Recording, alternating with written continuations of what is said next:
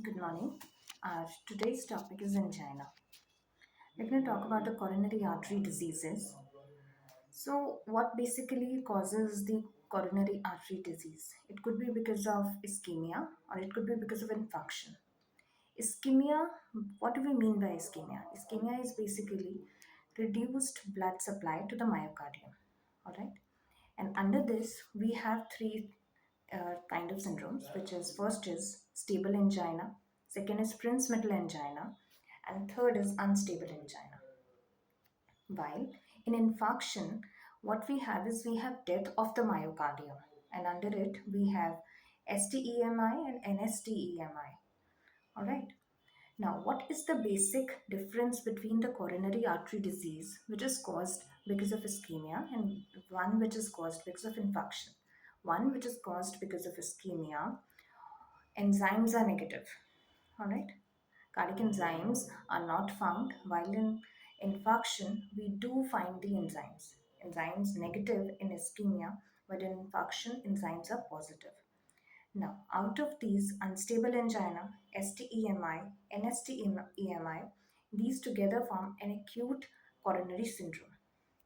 Okay, let's start with stable angina. Now, what do we have in stable angina?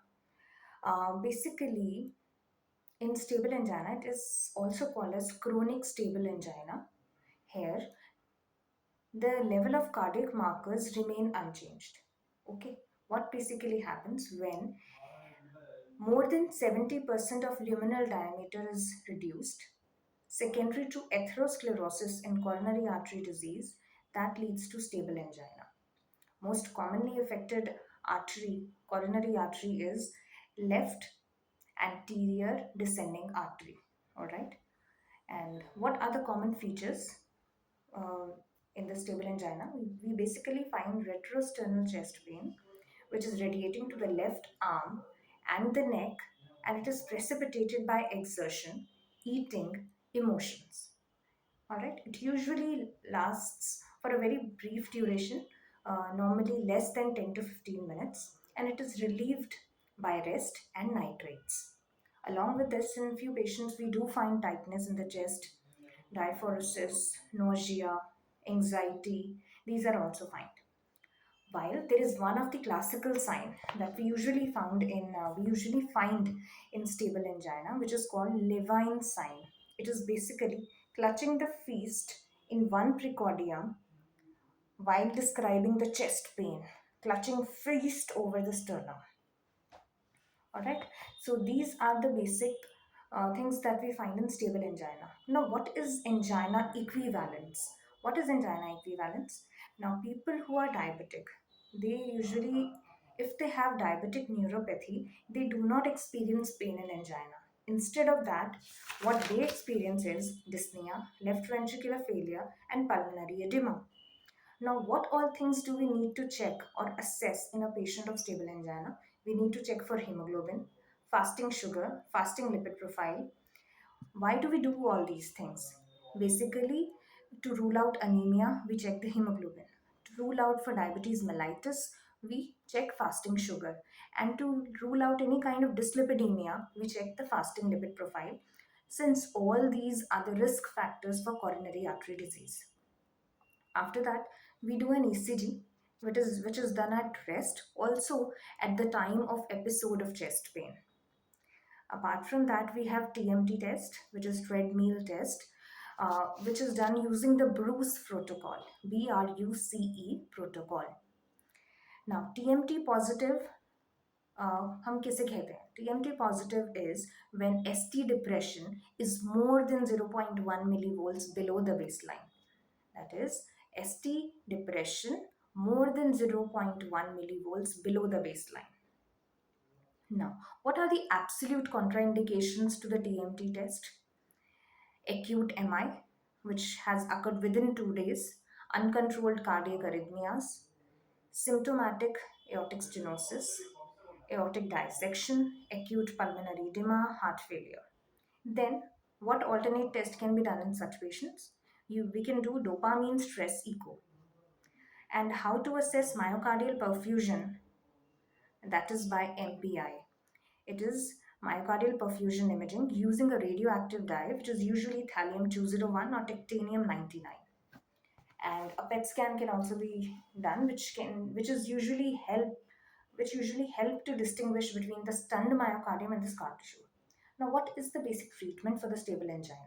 Treatment for stable angina is we usually describe it at A, B, C, D, E, or you may also call it as A, B, C, P. We have antiplatelet therapy in which we give aspirin. All right. Uh, while the first line agent, which is used in stable angina, is beta blockers.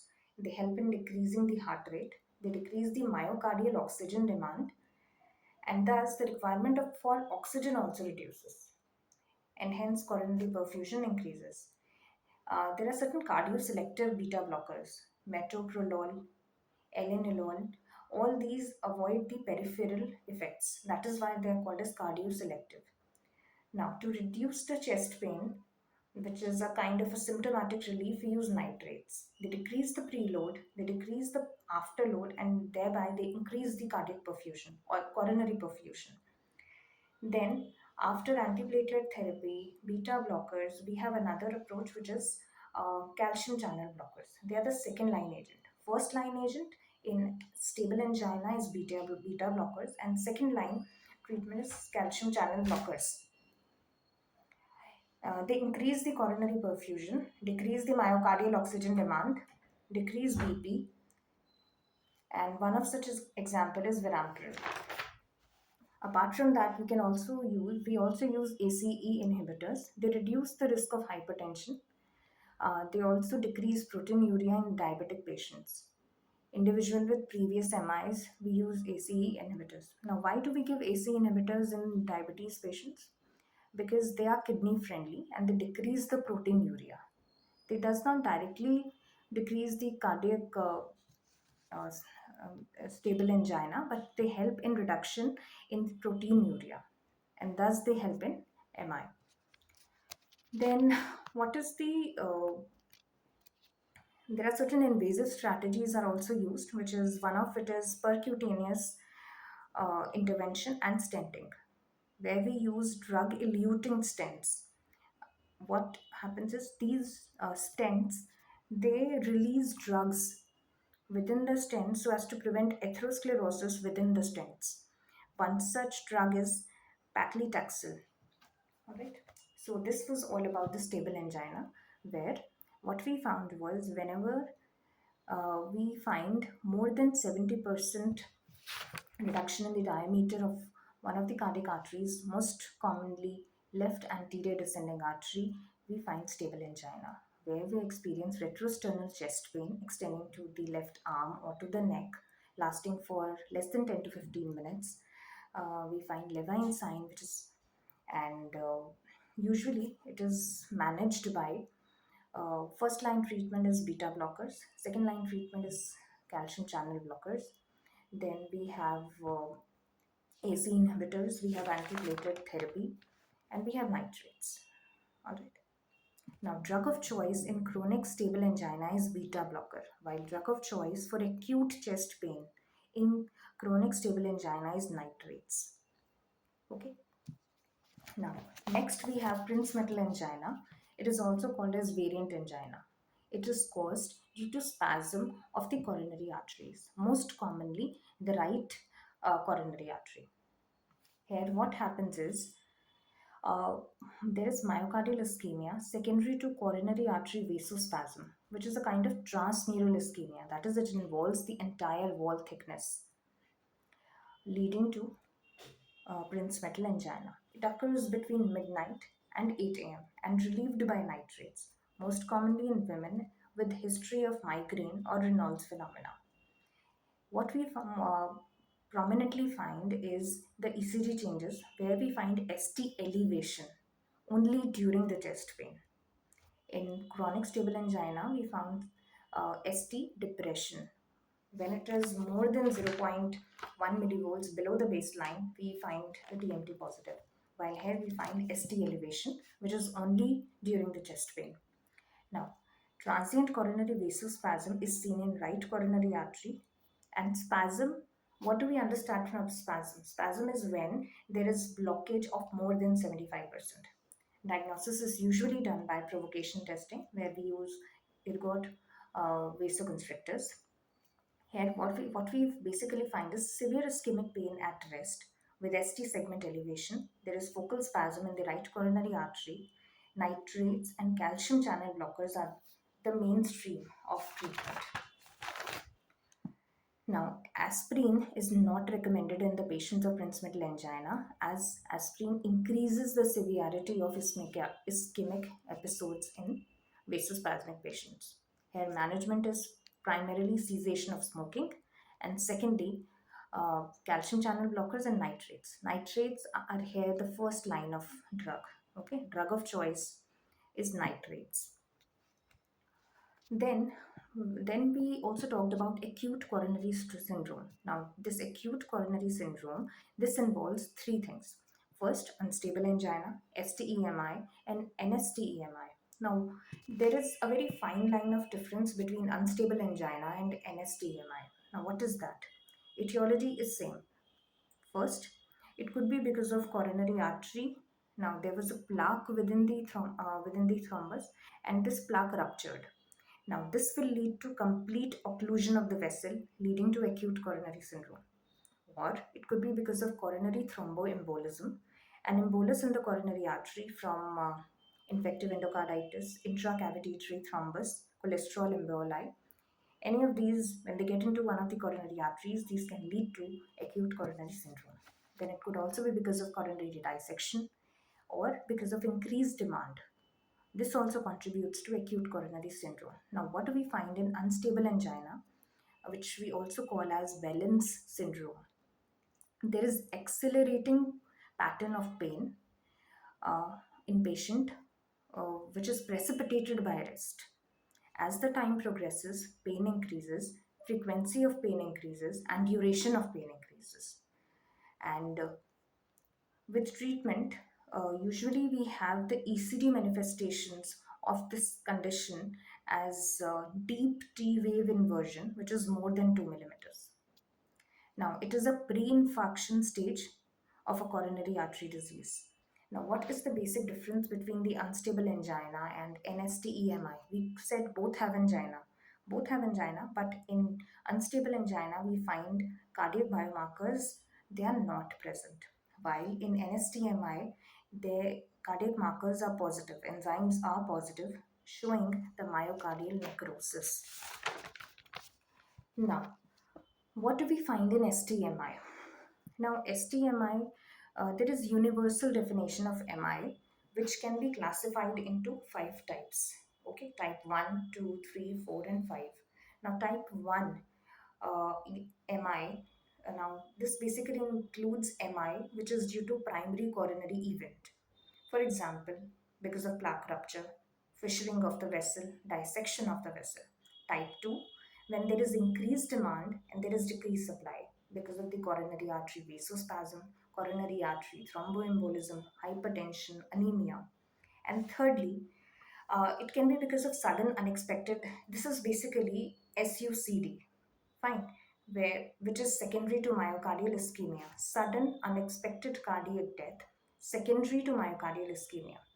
How will you see this in your hospitals? Basically, patient came to you, you took up the follow up, you took up the tests, and you sent the blood samples to the lab.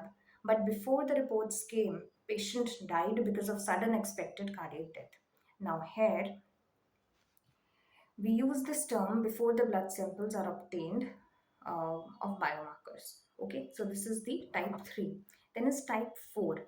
Type 4 is where there is blockage in the stent, which is diagnosed by based on the cardiac biomarkers.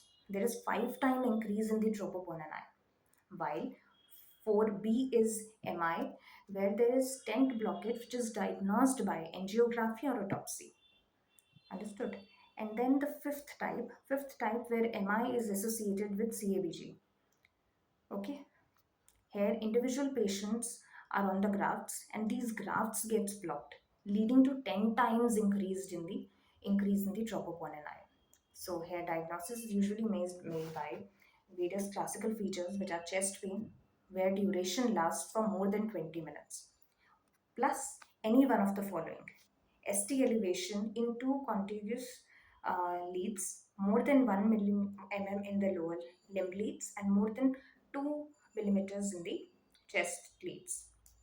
Or there could be new onset left bundle branch proc, or there could be troponin increase, transesophageal echo showing regional wall motion abnormality. Now, apart from that, it can also be diagnosed by CAG showing intracoronary thrombus. Now, how will you diagnose a fresh MI in ECG? It will be diagnosed by ST segment elevation, while earliest ECG changes in MI are tall T wave.